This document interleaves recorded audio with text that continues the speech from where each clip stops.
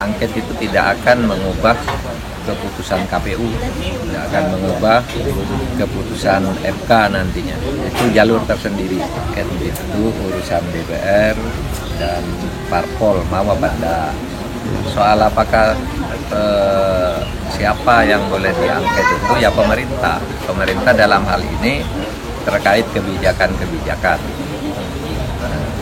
Bukan hasil pemilunya. Itu urusan DPR dan parpol ya, saya enggak ikut di situ karena saya tidak punya wewenang untuk melakukan. Jokowi itu apa sih? Jokowi itu apa? Ya Allah, dia itu seperti boneka golek, ditata ke sini ditata ke sini tapi sebenarnya lebih pintar anak saya loh. Bener apa enggak? Lebih pintaran anak saya, anak TK. Masa 1 ditambah 1 berapa? Dia bilang 11.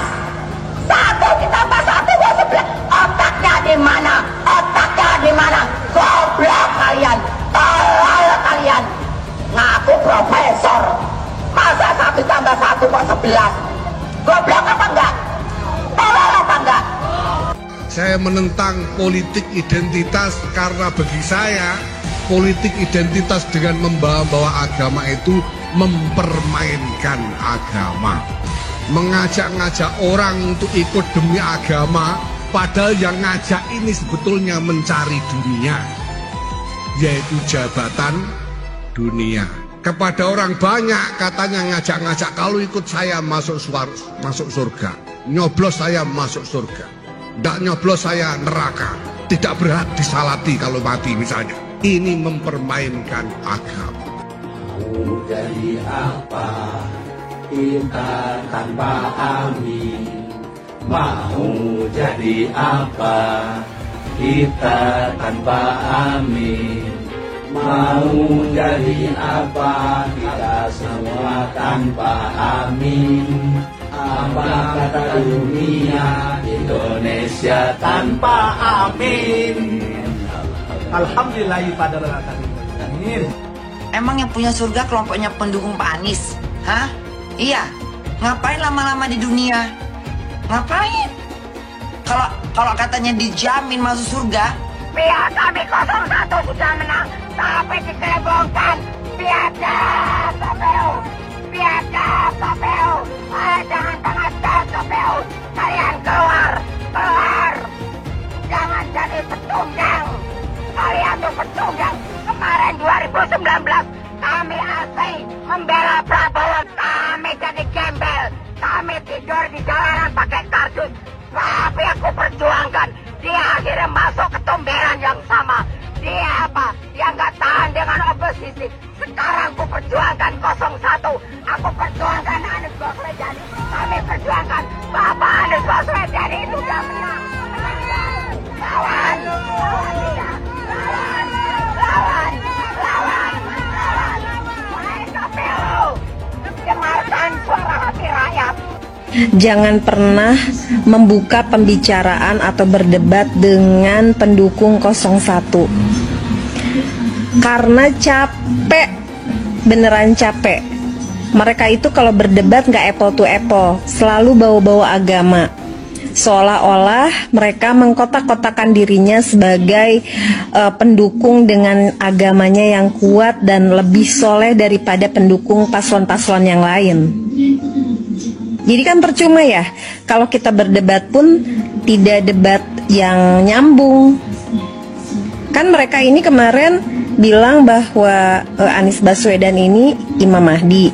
Terus kemarin kampanye juga bilang bahwa malaikat Jibril sudah merestui Anies Baswedan ini sebagai hambanya Allah yang ditunjuk untuk memimpin negara ini. Nanti lama-lama mereka dipanggil sama malaikat Israel. Suara Anda jangan mau dibeli, itu menguntungkan oli. Marilah kita tegakkan demokrasi. Indonesia bukan milik dinasti Indonesia bukan milik. Gak belok. Nah, milih Anies masuk neraka. Ya, emangnya Anies malaikat? Emangnya manis Allah? Dia juga belum tentu di belakang kita mah. Kan Ya, anaknya aja boro-boro pakai jilbab, Ibu. anaknya aja nggak pakai jilbab. Iya. Nih, masalah surga dan neraka hanya Allah yang tahu. Barangkali jangan salah, Prabowo kan haji. Jangan merasa dia paling hebat. Jangan jual-belikan agama. Kita capres-capres aja. Nasional. Tadi viral itu. Nah, gitu. Nah, Indonesia aku maju. Bisa aja ya nggak? Sekarang berubah. Apa yang dirubah? Purwakarta ya Purwakarta aja. Nggak bisa ada jadi yang lain-lain. Harus maju. Bukan dirubah, dimajukan. Ya nggak? Capek-capek belajar agama, capresnya Imam Mahdi. Mudah-mudahan aja. Rugi dong. Yaitu Abah mengutus 1000 malaikat. 1000 malaikat. Dari 1000 malaikat yang satu malaikat membawa 1000 malaikat. Berapa itu di sebelahnya? 1 juta. Kita akan mencoblos pilihan Allah dan Rasulnya. Siapa Imam Mahdi? Profesor Dr. Anies Rashid Baswedan. Itu Imam Al-Mahdi. Al-Imam Al-Mahdi 2024 memenangkan Anies Baswedan. Kenapa? Imam Mahdi semua sedunia kalau haram tidak mendukung Anies untuk Presiden Indonesia 2024 Dajjal. Kalau tidak memenang Anies Baswedan untuk Presiden Dajjal. Catat itu, amin menang wajib, amin kalah dosa. Secara eksplisit ditulis dalam Al-Quran. Quran surah Al-Qasas ayat 26, Quran surah Asy-Syu'ara ayat 107, 125, 143, 162, 178, 193. Quran surah Ad-Dukhan ayat 18, ayat 51, Quran surah At-Takwir ayat 21, dan Quran surah At-Tin ayat 3. Tepuk tangan untuk kemenangan amin. Amin menang, amin kalah. Catat itu, amin menang wajib, amin kalah dosa. Kata amin disebut 14 kali di dalam Al-Quran, terdapat di dalam 8 surah. Insya Allah ini menjadi isyarat bahwa pada tanggal 14 Februari 2024 Bapak Anies akan menjadi presiden yang ke-8 dan Pak Muhaimin akan menjadi wakil presiden yang ke-14. Tepuk tangan. Amin menang, amin kalah dosa. Hidup amin, hidup amin, caplos amin, menangkan amin, amin menang 1 putaran, amin, amin menang wajib, amin kalah dosa, amin menang, amin kalah dosa. PKB sekarang, PKB-nya itu yang diambil Muhaimin Iskandar dicuri. Yang sudah mendukung Anies sebagai presiden harus dipertanyakan keislamannya. Hamba itu namanya Anies Baswedan. Dia akan panggil malaikat Jibril. Wahai Jibril, aku mencintai hambaku yang insya Allah namanya Anies Baswedan. Kabarkan kepada seluruh umatku, seluruh makhlukku, bahwa aku mencintai Anies Baswedan. Maka Jibril akan mengatakan kepada seluruh makhluk di langit, seluruh makhluk di bumi, cintailah Anies Baswedan. Maka insya Allah makhluk di langit dan makhluk di bumi semuanya akan mencintai Anies Baswedan dan mendoakan pada 14 Februari insya Allah Anies Baswedan Presiden Republik Indonesia. Siap Bekasi memenangkan Anies Baswedan 80%? Siap menang 1 putaran? Saya tidak mau pemimpin masa depan menyalahkan angin. di kemudian hari. Anda kalau nyindir lain kali jangan pakai angin, Mas. Mau bilang lagi, jangan salahkan angin. Saya kan sampaikan soal angin ya kemarin. Angin tak ada KTP-nya. Angin itu bergerak dari sana sini. Ketika polutan yang muncul dari pembangkit listrik tenaga uap mengalir ke Jakarta, maka Jakarta punya indikator, karena itu Jakarta mengatakan ada polusi udara. Ketika anginnya bergerak ke arah Lampung, ke arah Sumatera, ke arah Laut Jawa, di sana tidak ada alat monitor. Ada orang yang bilang jangan cerita soal angin, maka dia tidak menghormati ilmu pengetahuan. Milih Anies dan Imin setidaknya sudah menyelamatkan Indonesia dari kehancuran. Gus Dur saja dikudetanya, apalagi rakyat. Yang satu memang jago kata-kata, jago beretorika, nggak kelawan kalau soal kata-kata. Kalau PKB sekarang bukan PKB Gus Dur, ini PKB Caimin. Jadi beda, PKB-nya sudah beda. Jadi nggak bisa lagi menurut saya, memang masih tetap jualan nama Gus Dur, itu ada larangannya jelas sekali. Tapi ya namanya orang masih mencuri-curi, kebiasaan kayaknya mencuri-curi. Mencuri partai, sekarang mencuri gambar. Gus Dur pendiri partai, orang yang dikatakan oleh Caimin sebagai guru politiknya, malah dikudeta, apalagi rakyat. Susah kan mau milih pemimpin seperti itu nanti? Pemilihan Gubernur DKI Jakarta yang kemudian memenangkan Saudara Anies Rashid Baswedan sebagai gubernur saat itu juga tidak lepas dari peran dan kedudukan dari HTI maupun FPI yang saat itu dianggap punya peran sentral dalam memenangkan Anies Baswedan. Hak konstitusional itu dirampas oleh rejim Jokowi.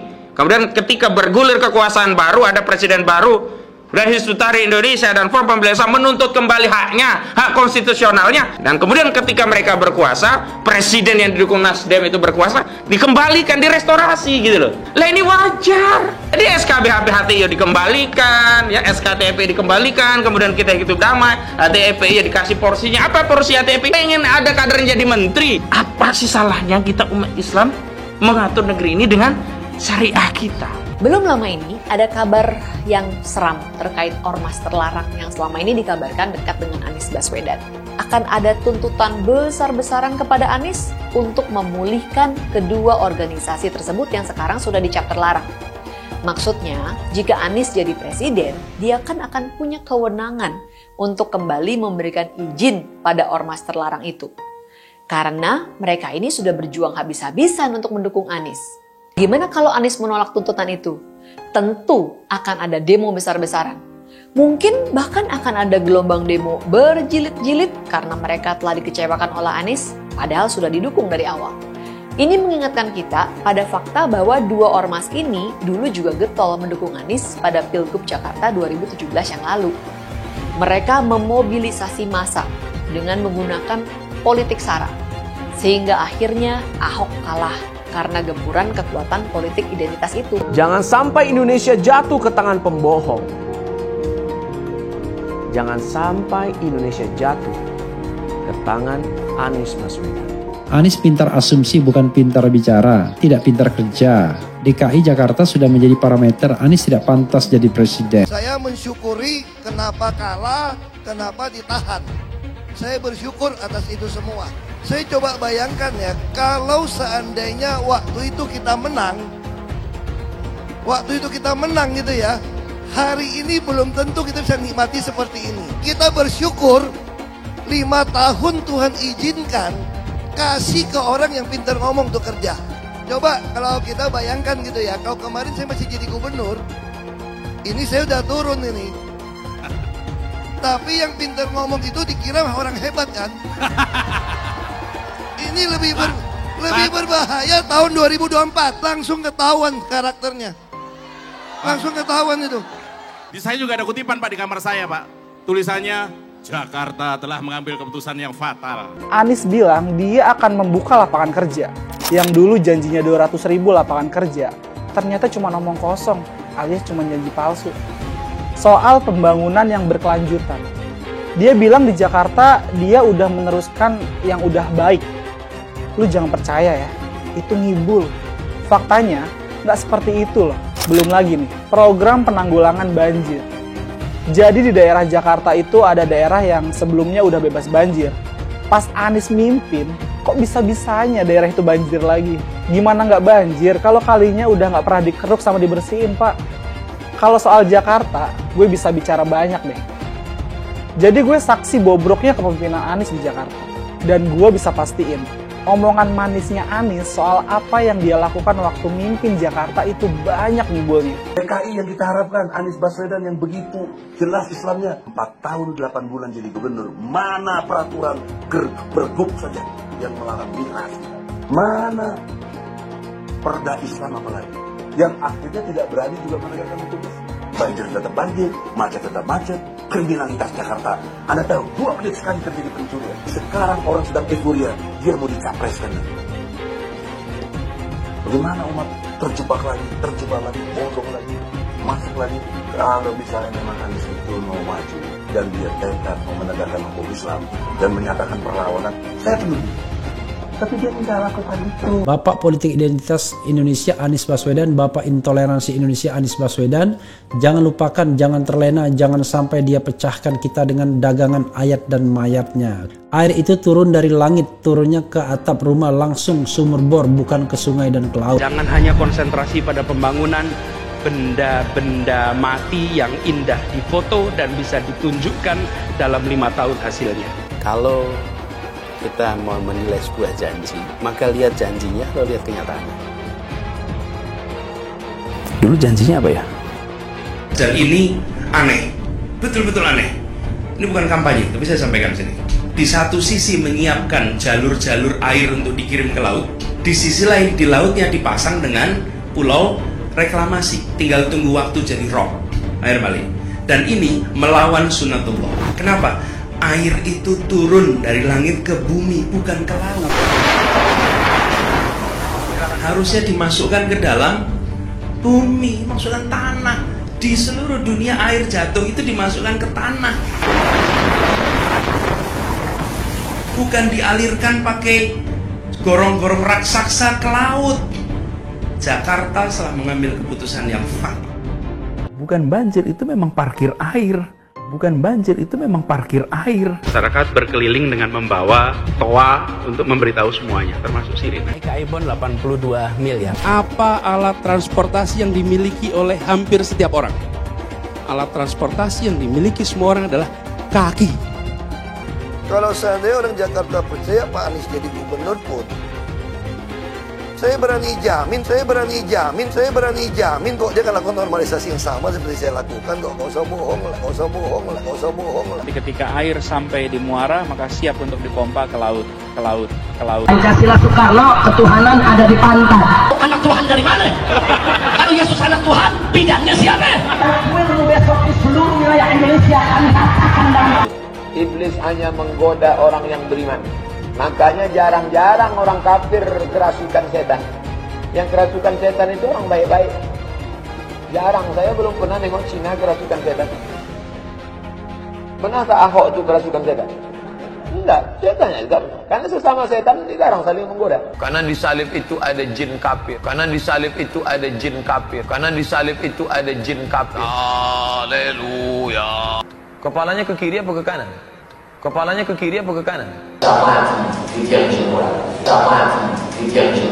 Kita percaya salib itu lambang mulia, bukan jin. Kok ketawa? Aku nggak nyindir siapa-siapa loh. Saya nggak pernah mundur untuk kebenaran, keadilan, kejujuran dan peri kemanusiaan. Gue nggak pernah mundur. Dan gue nggak pernah takut juga sama lu. Siapapun yang rasis, gue akan hadapin. Karena rasis itu tidak berperi kemanusiaan. Apa saya ditanya dulu kan, kamu nyesel nggak statement kamu di Pulau Seribu sehingga masih masuk penjara? Tidak pernah nyesel. Karena saya mengatakan kebenaran. Anies menuduh Jokowi melakukan penjagalan. Padahal Anies lupa pada rekam jejaknya sendiri di tahun 2017, di mana Anies melakukan penjagalan terhadap Ahok. Semua cara dilakukan, termasuk melakukan politik identitas berbasis agama, sampai-sampai menggunakan kelompok FPI, HTI, dan kelompok intoleran lainnya. Sudah barang pasti, Anies tidak akan melanjutkan program-program Jokowi. Legasi-legasi dari Pak Jokowi akan dihancurkan oleh Anies. Programnya akan diacak-acak oleh Anies Baswedan. Lihat Jakarta, hancur semua. Semisalnya Anies menang, maka Ibu Kota Baru atau IKN nggak akan jalan. Pembangunan akan di stop. Kita bisa melihat rekam jejak Anies saat menjabat di Jakarta selama 5 tahun. Tidak ada satupun janji yang dipenuhi dan tidak ada kinerja yang bisa dibanggakan. Dari DP 0%, GOC, kelebihan bayar, Formula E, banjir, sumur resapan, jalan rusak, dan gonta-ganti nama jalan. Jika Anies menang, maka FPI dan HTI, Ormas Khilafah, akan kembali. Apa kita mau Pancasila diganti oleh Khilafah? Bagian Indonesia Timur yang mayoritas non-Muslim pasti tidak akan setuju dengan Khilafah. Mungkin Indonesia akan bubar jika Anies memimpin. Perkataan Ahok sudah terbukti dan Jakarta sudah menjadi korban. Jangan biarkan Indonesia menjadi korban kibulan Anies Baswedan. Prabowo memenangkan peperangan terbesarnya dia. Ya, peperangan untuk menjadi Presiden Republik Indonesia. Dia kalah berkali-kali. Pak Prabowo aja itu sudah dari tahun 2004 ingin mencoba jadi calon presiden. Ketika beliau ikut dalam konvensi Golkar, bahkan di konvensinya aja kalah. Ya. Tahun 2009 beliau menjadi calon wakil presiden berpasangan dengan Ibu Mega. Kalah. Tahun 2014, tahun 2019 beliau jadi calon presiden. Kalah juga. Dan tahun 2024 berkat kesabaran yang panjang, kesabaran yang mungkin kita nggak punya itu. Seluruh pollster, ya, pollster yang bekerja untuk Anies misalnya kayak PRC, pollster yang bekerja untuk Mas Ganjar misalnya, Carta Politika atau SMRC, pollster yang ada di tengah maupun pollster yang bekerja untuk Pak Prabowo, bahwa nanti hasilnya KPU tidak akan berbeda jauh dengan hasil yang dikeluarkan oleh pollster tentang angka-angka quick count itu. Jadi pemenang Pilpres adalah Prabowo Gibran, begitu versi quick count. Kalau ada yang meragukan versi quick count ini, ya biarkan saja, kasih mereka waktu lah. Kenyataan ini pasti tidak menyenangkan buat mereka, tapi kita harus beri mereka waktu untuk bisa menerima kenyataan ini. Jadi begitulah ya, hikmah dari penantian-penantian panjang yang berdasarkan keyakinan akhirnya berbuah manis. Ya, orang akan berjuang untuk keyakinan dia itu. Dan keyakinan Prabowo untuk membawa Indonesia menjadi negara besar, menjadi macan Asia, sampai sekarang tidak berubah sedikit pun. Saya tidak mau mengatakan ini hanya sekedar ambisi. Karena kalau hanya sekedar ambisi, orang pasti ada capeknya. Tapi ini keyakinan nih. Nah, kalau sudah bicara soal keyakinan, orang nggak akan ada capeknya. Jadi selama masih sehat, dia ingin merangkul seluruh rakyat Indonesia untuk bersama-sama membangun Indonesia, membawa Indonesia ke era kemajuan, ya, era negara industri maju. Mas Anies juga mungkin hari ini gagal, ya, tapi menurut saya karir politiknya Mas Anies belum selesai. Mas Anies masih bisa mencoba menjadi calon gubernur sekali lagi, calon gubernur DKI sekali lagi, dan melihat angka real count itu kan suara Mas Anies di Jakarta masih cukup kuat. Walaupun tidak sampai 50%, tapi kan pendukungnya masih sangat kuat, dan itu bisa menjadi modal dasar Mas Anies untuk bisa lagi maju menjadi calon gubernur. Mungkin kan Mas Anies nggak tahan lama-lama jadi oposisi kan, ya. Mas Anies tidak cukup kuat untuk menjadi oposisi atau tidak cukup kuat lama-lama berada di luar pemerintahan, ya, jadi beliau bisa mencoba lagi untuk maju jadi calon gubernur DKI. Siapa tahu tahun 2029 nanti ada peruntungan lagi yang bisa dicoba. Nah, jadi menurut saya kita nggak boleh putus asa. Mas Anies tetap masih punya peluang untuk menjadi calon gubernur sekali lagi, dan tahun 2029 nanti bisa mencoba peruntungan lagi menjadi calon presiden. Dan hikmah-hikmah dari pertarungan Pilpres ini banyak ya. Coba bayangkan, Mas AHY mungkin sempat patah hati, sempat kecewa, sempat marah lah karena tidak menjadi calon wakil presidennya Mas Anies. Tapi coba lihat sekarang, ketika Mas AHY gagal menjadi calon wakil presidennya Mas Anies, sekarang Mas AHY jadi menteri. Jadi menterinya Pak Jokowi. Nah, ini kan latihan ini sebelum jadi menterinya Pak Prabowo nanti. Jadi saya yakin Mas AHY hari ini jadi menteri, dan nanti setelah kabinet barunya Pak Prabowo, Mas AHY juga akan jadi menteri. Coba bayangkan kalau Mas AHY jadi calon wakilnya Mas Anies kemarin. Mungkin sekarang udah ngelamun-ngelamun aja Mas AHY. Ya kan? Walaupun punya partai misalnya, tapi mungkin lebih banyak ngelamunnya daripada beraktivitasnya. Belum dilantik aja presiden barunya, Mas AHY sudah dapat jabatan sebagai menteri. Sebaliknya Mas Sandiaga Uno mungkin gigit jari gitu kan. Ya, betapa beliau sangat ingin jadi calon wakil presiden, dan kemudian keluar dari Partai Gerindra, bergabung dengan Partai Persatuan Pembangunan, berharap bisa jadi calon wakil presiden. Akhirnya nggak jadi juga calon wakil presiden. Akhirnya sekarang juga menjadi bagian dari barisan orang yang kalah, dan mungkin nanti ketika kabinet berikutnya tidak lagi menjadi bagian dari kabinet. Ya, apa boleh buat. Ya, kalau menurut saya orang-orang yang kalah itu harusnya sudah kasih pidato pengakuan. Kasih pidato pengakuan kekalahan, bukan malah mencoba untuk membuat hiruk pikuk, ya, apalagi kemudian mencari jalan lain di luar prosedur yang diberikan. Kalau sengketa hasil pemilu kan dan pelanggaran-pelanggaran itu prosedurnya sudah diberikan, ya, pelanggaran lewat Bawaslu, ya, kalau ada persengketaan hasil lewat Mahkamah Konstitusi. Tapi tampaknya dua pihak yang kalah tidak mau untuk menjalani prosedur itu. Mereka malah ingin mengalihkan prosedurnya ke proses politik. Kalau ke proses politik itu sebenarnya bukan pemilunya yang memenangkan Prabowo Gibran yang akan mereka utak-utik, ya, yang akan mereka utak-utik adalah pemerintahannya Pak Jokowi. Jadi kalau bisa Pak Jokowi tetap berusaha untuk dimakzulkan, berusaha untuk diturunkan, ya, karena ada hak angket yang ingin mereka coba. Walaupun menurut saya hari ini itu sama sekali tidak mendapatkan dukungan dari masyarakat. Karena masyarakat akan mengait-ngaitkannya dengan kekalahan pemilu. Ini karena kalah pemilu aja bikin angket nih. Coba menang pemilu, tentu mereka nggak akan bikin angket. Jokowi takut legasinya dirusak Anies Baswedan. Lihat Jakarta, hancur semua. Lihat saja misalnya di Jakarta. Anies menghancurkan semuanya. Legasi-legasi dari Pak Jokowi akan dihancurkan oleh Anies. Programnya akan diacak-acak oleh Anies Baswedan.